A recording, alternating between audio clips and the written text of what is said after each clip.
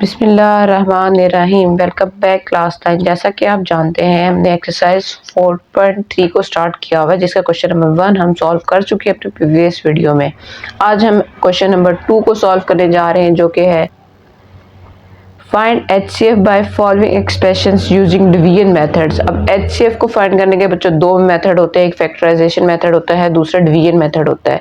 तो हमने factorisation method को तो समझ लिया है। जिन बच्चों ने वीडियो नहीं देखी, डिस्क्रिप्शन में मैं लिंक डाल दूंगी, वो लाजमी जाके उनको देख लें, समझ लें। आज आपको मैं सिखाने जा रही हूँ division method, most important question जो कि पेपर में आ जाता होता है। तो इसलिए आपने इसके किसी भी पार्ट को मिस नहीं करना है, मेरी वीडियो को मुकम्मल देखना है ताकि आप इसके हर स्टेप को अच्छे से समझ सकें। तो इसका क्वेश्चन पार्ट 1 है 27x³ + 9x² - 3x - 10। ये की इक्वेशन है, इसको हमने डिवीजन किसके साथ करनी है, कैसे करनी है। दो इक्वेशंस दी हुई है 3x - 2। अब बच्चों एक वैल्यू जो है हमारे पास, उसकी हाईएस्ट पावर 3 दी हुई है, ठीक है। उसकी पावर सबसे ज़्यादा हाईएस्ट कितनी है, 3 है, और इसकी पावर क्या है, 1 है। तो जो हाईएस्ट पावर जिसकी होती है ना, वो डिवीजन के अंदर चला जाता है, और जो इसकी सबसे कम होती है उसके साथ हमने डिवाइड करना होता है। ये पहला रूल है डिवीजन का। तो इसको लिखने का मेथड ये होता है, इस तरह के डिवीजन साइन को आप अप्लाई कर लें। 3x - 2 इस टर्म को बाहर लिख लिया, और ये वाली टर्म क्या हो जाएगी, अंदर आ जाएगी। छोटे होते जैसे हमने सिंपल डिवीजन की है, ऑलमोस्ट वही प्रोसेस है इसका, कुछ एक दो चेंजिंग्स हैं। अब देखें, हाईएस्ट पावर अंदर आ गई है, और जो लोएस्ट पावर थी उसकी टर्म को हमने बाहर लिख दिया। अब यहाँ पे 3x है, और फर्स्ट टर्म हमारे पास 27x³ दी हुई है। तो हम 3x को ऐसी कौन सी टर्म के साथ मल्टीप्लाई करेंगे कि हमारे पास आंसर 27x³ आ जाए। अब देखें, हमारे पास ये पूरी टर्म है 3x - 2, हमने लेके आना है 27। अब 3 को मैं किससे मल्टीप्लाई करूंगी, 27 आएगा। तो 3 को मैं 9 से मल्टीप्लाई करूंगी तो क्या आ जाएगा, मेरे पास 27 आ जाएगा, ठीक है। 27 तो आ गया। अब यहाँ पे है क्यूब, इसके साथ है x। अब x की एक टर्म है, दो टर्म्स नहीं है, तो इसका मतलब क्या हुआ कि x² के साथ मल्टीप्लाई करेंगे तो ही इनकी पावर्स ऐड हो जाएंगी, और यहाँ पे हो जाएगा x³, ठीक है। इसलिए हमने यहाँ पे x² भी ले लिया है। अब इन दोनों वैल्यूज को मल्टीप्लाई करने से ये आंसर आ गया। जब माइनस को 9 के साथ मल्टीप्लाई करूंगी तो 2 9 18 x², ठीक है। मतलब क्या होगा, इस इक्वेशन को मल्टीप्लाई करने से इसके साथ क्या आंसर आ रहा है, ये आ रहा है। तो अब ये वाली टर्म हमारी कहाँ जाएगी, ऊपर, जिसके साथ हमने मल्टीप्लाई किया है 9x² को, और जो आंसर आए वो हम नीचे लिख देंगे। 27x³ - 18x², ठीक है। अब इनको हम क्या करते थे, डिवीजन में माइनस कर लेते होते थे। तो माइनस करने से अब क्या होगा, साइन चेंज हो जाएंगे। ये प्लस वाला था तो ये हो गया माइनस, ये माइनस है तो ये माइनस माइनस क्या हो जाएगा, प्लस हो जाएगा। ये वाली टर्म तो कट गई, प्लस प्लस प्लस 18 के अंदर प्लस किया 9 को, तो ये हो जाता है 27x²। बाकी टर्म्स जो रह गई हैं वो साथ हम वैसे की वैसे लिख देंगे। सिंपल डिवीजन जैसे हम लोग छोटी क्लासेस में भी करते आए हैं, वो आपको समझ आ गई होगी। 8 क्लास में, 7 क्लास में अलजेब्रा की डिवीजन्स का जो चैप्टर था, ये वही डिवीजन ऑलमोस्ट हुई है। तो ये सिंपल हमने स्टेप्स के साथ कटिंग करके आंसर यहाँ तक लेकर आए हैं। अब देखें, यहाँ पे 27x² आ गया है, और यहाँ पे है 3x। तो अब हमने 3x को किसके साथ करना है, सिंप्लीफाई। 3x - 2 हमने लेके आना है 27, तो किसके साथ मल्टीप्लाई करेंगे, 9 के साथ। 9 3 27। अब यहाँ पे इसके साथ x² है और ये है x, तो यहाँ पे कितने x हमें लेकर आने पड़ेंगे, एक x। इसकी पावर 1, इसकी पावर 1, 1 + 1 क्या हो जाएगा, 2 हो जाएगी, 2 होगी। अब इसी तरह इन दोनों को आपस में मल्टीप्लाई कर देते, -18x आ जाएगा, ठीक है। अब ये वाली टर्म कहाँ पे जाएगी, ऊपर चली जाएगी, +9x, और जो आंसर आया वो हम नीचे लिख देंगे। तो आंसर जो आया है 27x² - 18x, ठीक है। प्लस माइनस प्लस, इन दोनों को सॉल्व किया तो ये तो कट गए। अब 18 में से जब माइनस करेंगे 3 प्लस माइनस माइनस होता है, तो 18 में से -3 किया तो 15x आ जाएगा। साइन ऑफ ग्रेटर वैल्यू के साथ प्लस का साइन है, इसलिए प्लस का ही रहेगा। ये -10 वैसे के वैसे ही साथ नीचे आ जाएगा। अब यहाँ पे हमारे पास है 3x, यहाँ पे है हमारे पास 15x। 3 को किसके साथ मल्टीप्लाई करूँगी कि मेरे पास आ जाए 15। देखें 3x - 2 है, मैंने लेकर आनी है टर्म 15x, तो 3 को किससे मल्टीप्लाई करूँगी, 3 5 15 होता है, 3 5 15 करने से तो मेरे पास क्या आंसर आ गया है, 15x आ गया। इसी तरह 5 2 10 होता है, -10। ये इक्वेशन हमारे पास बन गई है सिंपल। इसलिए हमने किससे मल्टीप्लाई करना है, 5 से। तो ऊपर हम लिख देते हैं +5 15x - 10। यही टर्म हमारे पास आ गई है। इनके साइन चेंज कर लेते हैं, ये भी कट गया, ये भी कट गया, रिमाइंडर में रह गया 0। अब बच्चों HCF की वैल्यू लिखने का मेथड ये होता है कि आपने कैसे लिखना है कि HCF क्या है, जिसके साथ हम लोग डिवाइड कर रहे होते हैं, जिसके साथ हमारी एंड तक डिवीजन चल रही होती है ना, जो लास्ट में जिसके साथ डिवीजन हो रही होती है। इस क्वेश्चन में तो एक ही वैल्यू थी, वो थी 3x, तो हमारा HCF यही रहेगा। ठीक है, नेक्स्ट क्वेश्चन में आप चलते जाएंगे तो आपको समझ आती जाएगी कि मैं क्या बताना चाहती थी। एंड में जो हमारे पास डिवीजन की वैल्यू होती है वही हमारा HCF होता है। पार्ट 2 हमारे पास दिया हुआ है x³ - 9x² + 23x - 15x² - 4x + 3। जो वैल्यू बड़ी है वो अंदर जाएगी और जो छोटी है उसके साथ डिवीजन होगी। ये स्टेप तो आपको समझ आ गई होगी। x³ - 9x² + 23x - 15, यहाँ से है x² - 4x + 3। ठीक है, अब यहाँ पे x² है और यहाँ पे x³ है, तो किसके साथ हम मल्टीप्लाई करेंगे कि हमारे पास x³ आ जाए। सिंपल हम x के साथ मल्टीप्लाई करेंगे तो यहाँ पे हमारे पास क्या टर्म बन जाएगी, x³ बन जाएगी। x² को जब x के साथ मल्टीप्लाई किया तो x³ हो गया, प्लस माइनस माइनस 4x को जब x के साथ करेंगे तो -4x² आ जाएगा। अब रफ वर्क में मल्टीप्लाई करके अलहदा से फिर आंसर लिख लें, मैं डायरेक्ट करी क्योंकि सिंपल वैल्यू मेरे पास x थी। प्रैक्टिस आपकी जितनी अच्छी होती जाएगी उतनी आपके लिए ईजी है, आपको रेफर करने की ज़रूरत नहीं है, टाइम आपका बचेगा। इसी तरह प्लस प्लस प्लस 3 को x से मल्टीप्लाई किया तो ये हो जाएगा 3x और यहाँ पे साइन आ जाएगा प्लस का। ठीक है,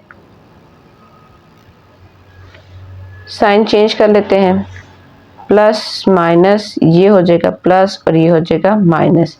ये वैल्यू तो कट गई, प्लस माइनस माइनस 9 - 4 5 आंसर आता है, 5x² पर साइन ऑफ ग्रेटर वैल्यू के साथ क्या है, माइनस है, तो इसलिए माइनस लगा देंगे।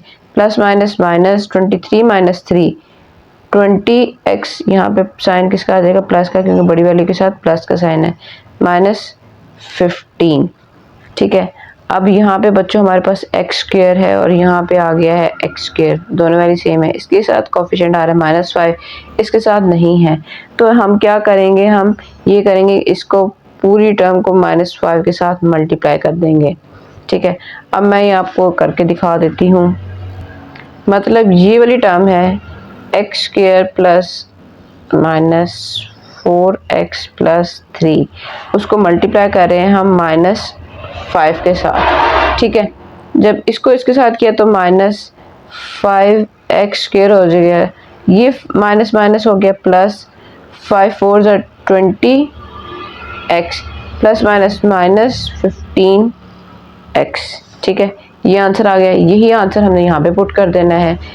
-5 के कर लिया, ऊपर लिख लिया इस टर्म को, ये वाली टर्म नीचे आ जाएगी, -5x² plus 20x minus 15, x नहीं आ रहा। ठीक है, तो अब देखें साइन चेंज, माइनस प्लस, सारी वैल्यूज क्या हो गई हैं, कट गई हैं। रिमाइंडर में हमारे पास क्या आ गया, 0।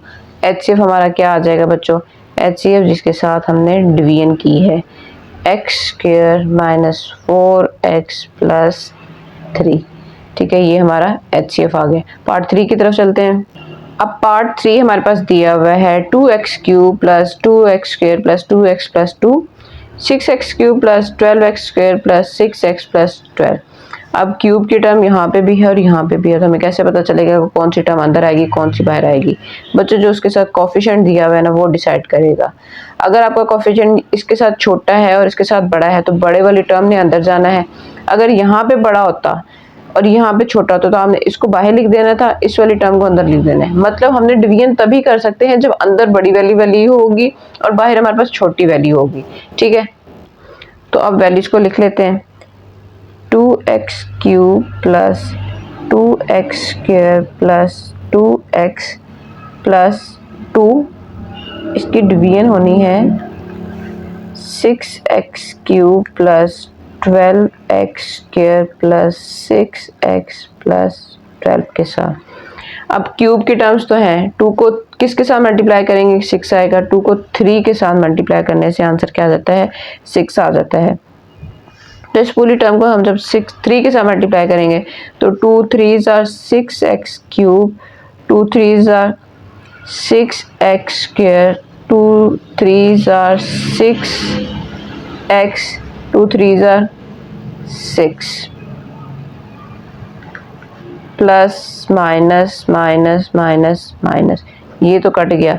12 में से 6 गए तो हमारे पास क्या रह जाएगा 6x² प्लस ये भी कट गया तो यहाँ से रह गया plus minus minus 12 minus 6, 6 sign of greater value 6 का आ जाएगा। ठीक है, अब देखें यहाँ पे तो गड़बड़ हो गई है। अब बाहर बड़ी वैल्यू है पावर, अंदर छोटी पावर है, तो यहाँ पर तो डिवीजन पॉसिबल नहीं है। अब यही आपने स्टेप को समझना बच्चों, HCF का ये रूल है कि जब अंदर पावर छोटी आ जाए तो आपने क्या करना है, आपने जो अंदर छोटी वाली टर्म है उसको साइड पे लिख लेना है और जिसके साथ हम पहले ऑलरेडी कर रहे थे ना उसको अंदर लेकर आकर फिर डिवीजन स्टार्ट कर देनी है। अब यहाँ पे एक चीज़ आप देखें पहले इस वैल्यू का कि यहाँ पे क्या चीज़ है, इन दोनों में से क्या कॉमन आ रहा है 6 कॉमन आ रहा है, तो x² प्लस 1, क्योंकि यहाँ पे फिर अंदर बाहर बड़ी वाली वैल्यू हो जाएगी अंदर छोटी वाली वैल्यू आ जाएगी, तो इसलिए मैंने क्या किया यहाँ से 6 को कॉमन ले लिया है। अब यहाँ पे आप लिख लें for further division ignoring 3 ignoring 6, आपने 6 को इग्नोर कर देना है। ठीक है कि इस टाइम 6 नहीं है, हमने डिवीजन को आगे चलाने के लिए इस टाइम 6 को इग्नोर कर दिया है। अब ये वाली टर्म मैं कर लेती हूँ बाहर की तरफ और दूसरी वाली टर्म जो थी उसको ले आती हूँ अंदर, 2x³ plus 2x² plus 2x plus 2। उम्मीद है यहाँ तक आपको अच्छे से समझ आ गई होगी, क्योंकि हमारे पास डिवीजन पॉसिबल नहीं रही थी। हम लोगों ने क्या किया है कि उस टर्म को बाहर ले आए हैं और जो बाहर वाली टर्म थी उसको अंदर ले आए हैं, लेकिन उससे पहले मैंने 6 को कॉमन ले लिया, क्योंकि अगर 6 भी यहाँ पर आ जाता तो यहाँ पे 6 है यहाँ पे 2 है और डिवीजन तब भी पॉसिबल नहीं होनी थी। इसलिए आप अपने आसानी के लिए इस मेथड को कर लें, डिवीजन को पॉसिबल करने के लिए ये स्टेप हमने लिया है। फिर हमने उसको इग्नोर कर दिया है। अब हमने x² है और यहाँ पे 3x³ है। अब हम क्या करेंगे ऐसी टर्म के साथ मल्टीप्लाई कि हमारे पास 2 भी आ जाए और क्यूब भी आ जाए।